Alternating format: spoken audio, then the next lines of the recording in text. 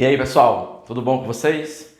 Iniciaremos hoje um novo bloco de aulas sobre o processo de independência do Brasil e utilizaremos como ponto significativo das nossas discussões essa primeira possibilidade aqui, que é a discussão sobre o período joanino. Uma das coisas que eu acho que é bem importante para a gente começar qualquer discussão em torno do processo de independência, de como funciona o processo de independência do Brasil, que foi concretizado em 1822, mas ele começa bem antes. Inclusive, lembrem-se que em outras videoaulas nós discutimos com vocês alguns movimentos que nós temos no Brasil que já tinham uma certa intenção de fazer o processo de independência muito regionalizado. Porém, a partir de 1808, nós temos alguns marcos que são bem significativos e esses marcos serão discutidos nesse momento, nessa videoaula. Bom, então vamos começar pensando um pouco sobre esse primeiro momento aqui, que nós vamos chamar de período joanino. Lembrem-se que esse período vai de 1808 até 1820, quando Dom João precisa voltar para Portugal para, de certa forma, resolver alguns problemas envolvendo revoltas liberais naquele país. A gente está falando basicamente da Revolução Liberal do Porto, que iremos trabalhar em outro momento, tá bom? Lembrando que para a gente pensar um pouquinho no período joanino, nós precisamos inicialmente pensar um pouco, minha gente, sobre isso aqui, sobre alguns marcos, alguns momentos, algumas datas que são bem significativas e que, de certa forma, faz com que surja no Brasil alguns desejos de independência, sobretudo por parte das elites brasileiras. Lembrem-se que quando a gente fala de elites nesse momento, nós estamos falando de escravocratas, latifundiários, aquelas pessoas que estão ligadas necessariamente à terra, ao grande latifúndio. Então, para fazer qualquer tipo de discussão sobre a independência do Brasil, a primeira coisa importante é pensá-la a partir do critério de processo.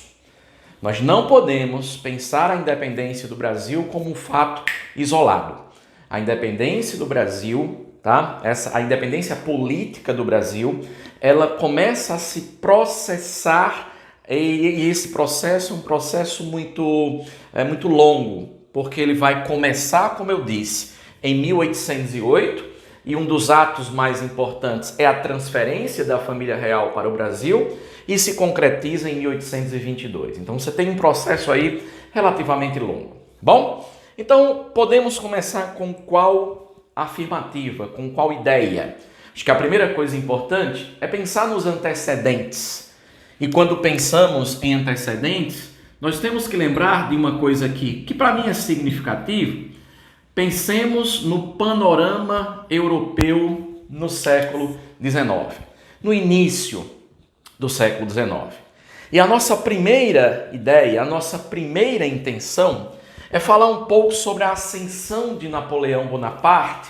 Lembrem-se, Napoleão chega ao poder a partir de 1799 e a partir dessa data nós temos a inauguração daquilo que a gente chama de Era Napoleônica, ou período napoleônico, como queiram. Claro que esse período napoleônico vocês podem estudar em outros momentos. Aqui a gente vai pensar apenas em uma coisa. Quando Napoleão chega ao poder, a sua primeira intenção era de transformar a França em uma potência. Uma das suas grandes intenções era fazer com que a França transformasse em uma potência econômica. Só que tem um problema. Para que a França se transformasse em uma potência econômica, ela precisaria, nesse momento, necessariamente, destruir a potência da época. Nós estamos falando exatamente da Inglaterra. E, nesse sentido, Napoleão ele organiza, a partir de 1806, aquilo que a gente chama de bloqueio continental, que dizia, entre outras coisas, que as nações europeias estavam agora proibidas de realizar comércio com a Inglaterra. E a primeira pergunta que o aluno sempre faz é a seguinte: Alisson, Napoleão tem toda essa moral?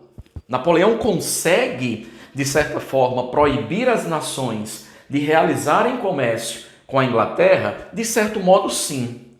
Porque Napoleão, nesse momento, tem o exército mais poderoso da Europa. E Napoleão deixaria muito claro: o país que desrespeita o bloqueio continental, ele será invadido pelas tropas napoleônicas. E aí tem um dado que é importante para nós. Quem é, professor, que a princípio, vai desrespeitar o bloqueio continental? Portugal. Talvez pela sua aliança em relação à Inglaterra, pela sua subordinação em relação à Inglaterra. Lembrem-se que essa subordinação ela será oficializada em 1703 com o Tratado de Methuen. Então os ingleses, de certa forma, pressionavam muito os portugueses. E Portugal desrespeita o bloqueio continental.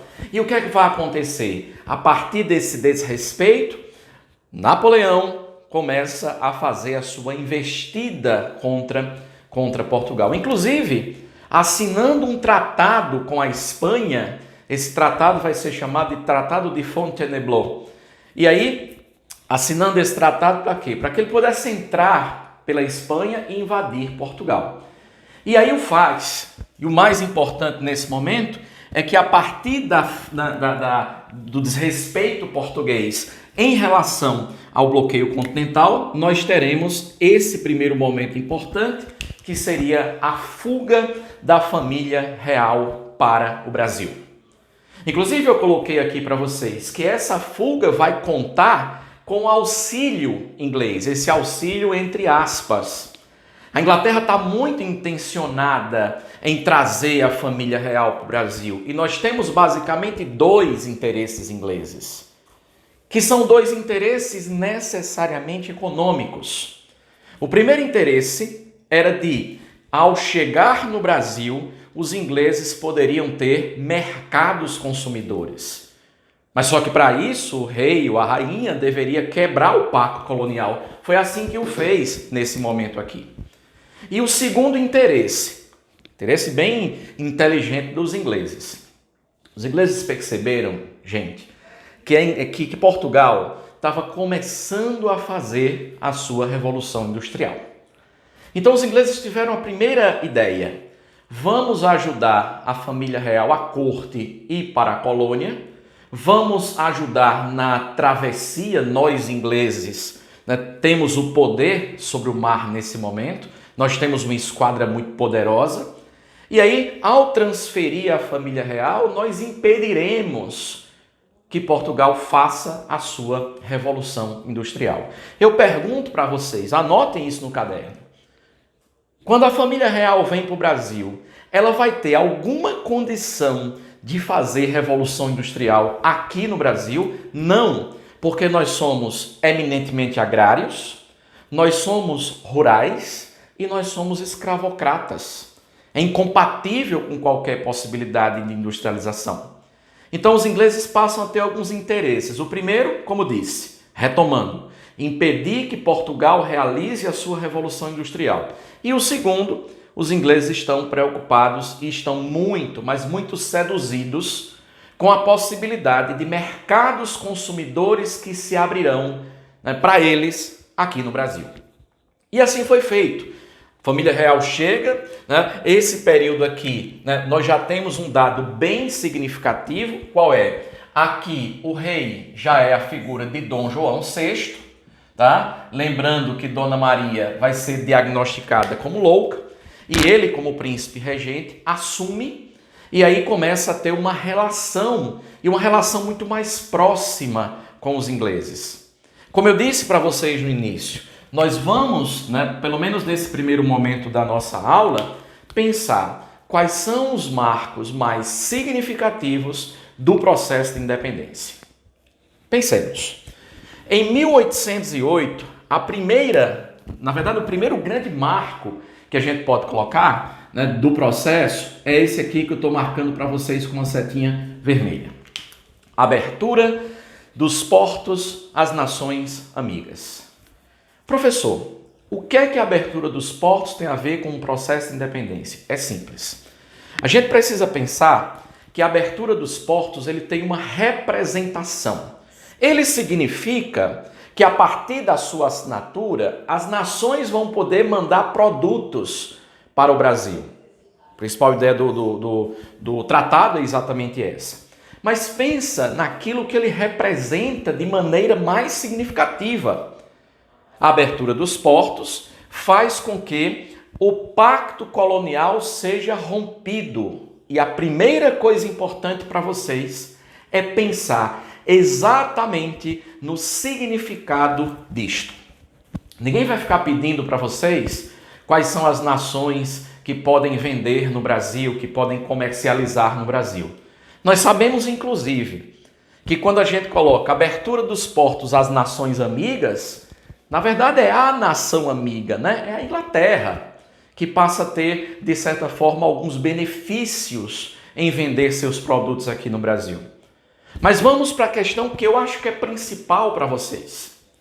O que é que representa a abertura dos portos? Ela representa o rompimento do pacto colonial.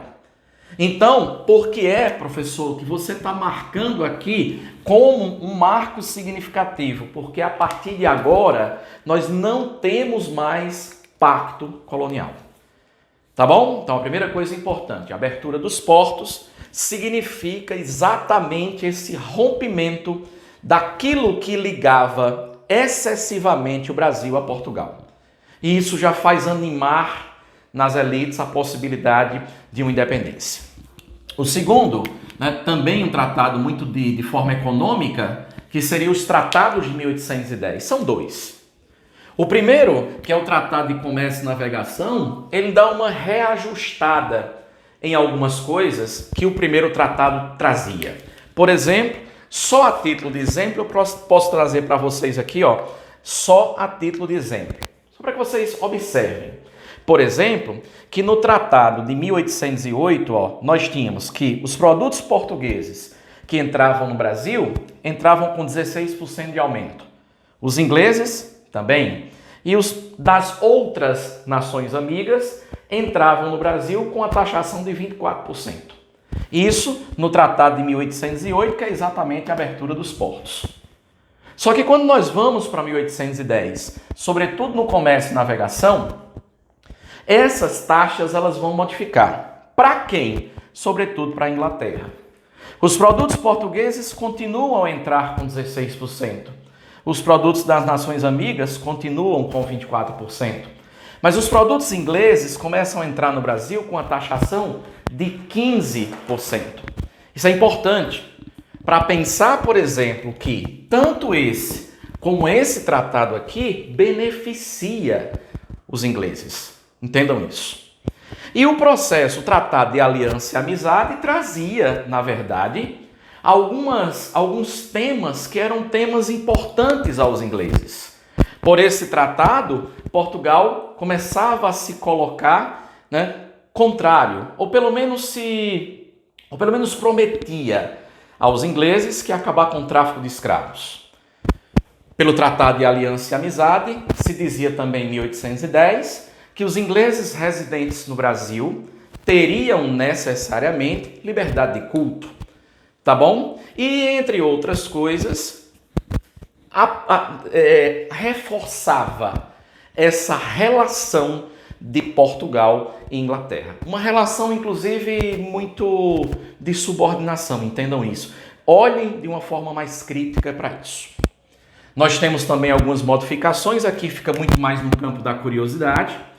Alisson, essas modificações elas vão acontecer por quê? Porque o Brasil agora, ele é a sede da corte portuguesa. E uma coisa que eu sempre digo, não é só a família real que vai transmigrar para o Brasil. Com a família real chegam aproximadamente 15 mil pessoas. E você tem que cidades como Rio de Janeiro, tá? Começa a vivenciar um processo muito grande de modificação urbana. O Rio era uma cidade feia, tá? Era, na verdade, uma cidade colonial como qualquer outra, mesmo sendo, né, a capital. Mas aí é preciso lembrar que, com a chegada da corte, você tem todo um processo que nós podemos chamar de processo de embelezamento ou de europeização do Rio de Janeiro. Isso é importante, essa palavra, porque a europeização significa a construção de um banco, o Banco do Brasil, né, de uma imprensa régia, de teatros. A vida cultural com a corte ela vai começar a ficar muito mais significativa. Bibliotecas.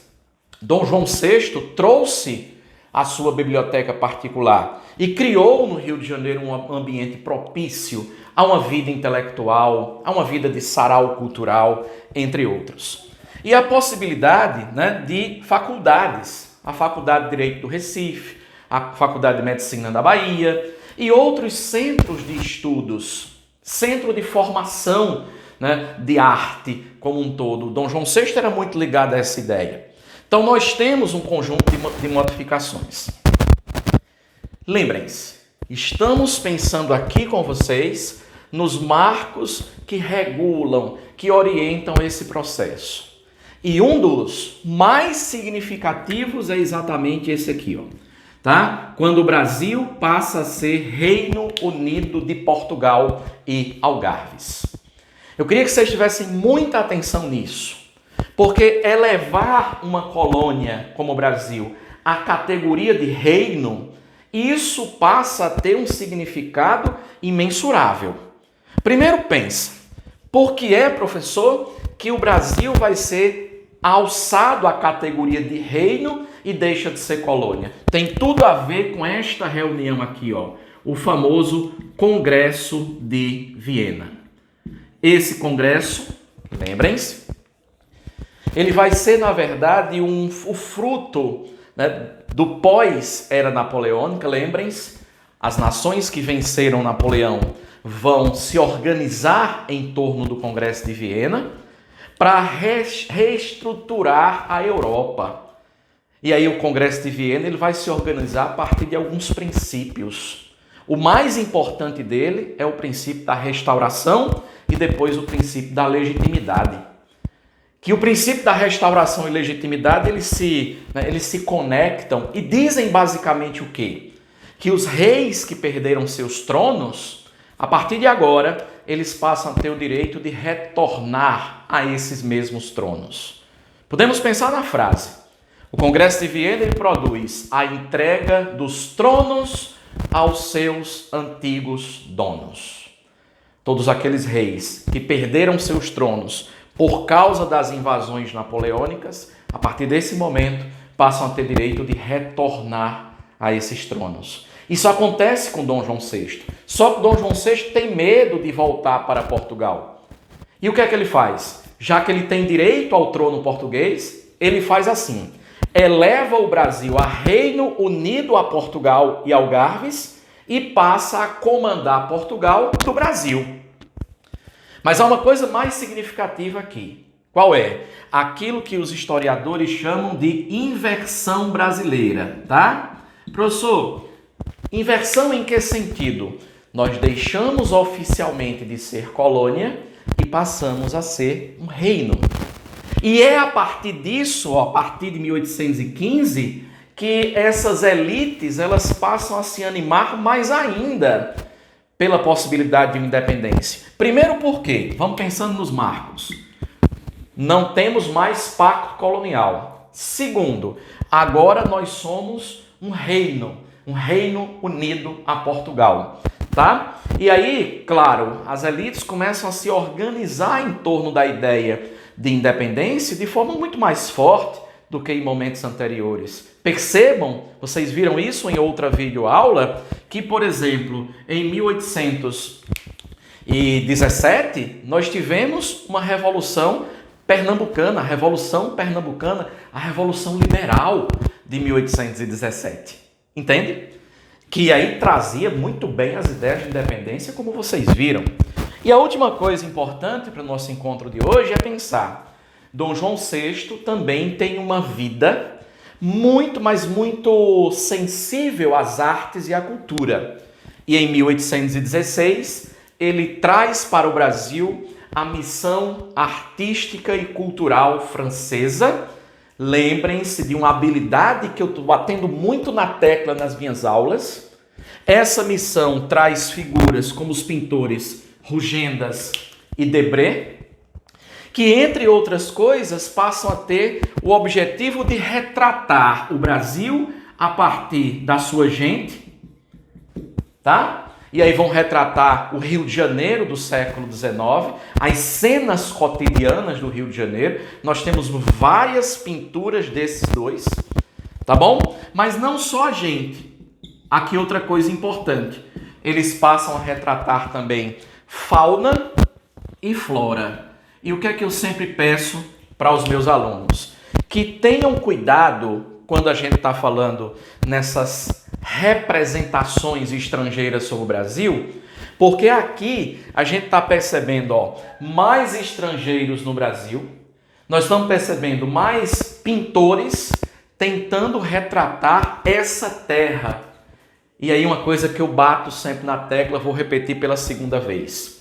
Desde a carta de Pero Vaz de Caminha, passando pelos holandeses, com Frans Post, Albert Eckhout e outros, nós temos essa necessidade dos europeus retratarem cenas do Brasil. Gente, fauna e flora do Brasil. E essas são as imagens que são cristalizadas do Brasil lá fora. Então, gente, 3 marcos significativos vimos nessa aula. A chegada da família real e o que representa. E nas próximas aulas daremos continuidade ao processo de independência com a Revolução Liberal do Porto, com a regência de Pedro e necessariamente o ato de independência política do Brasil. Até mais, até as próximas aulas.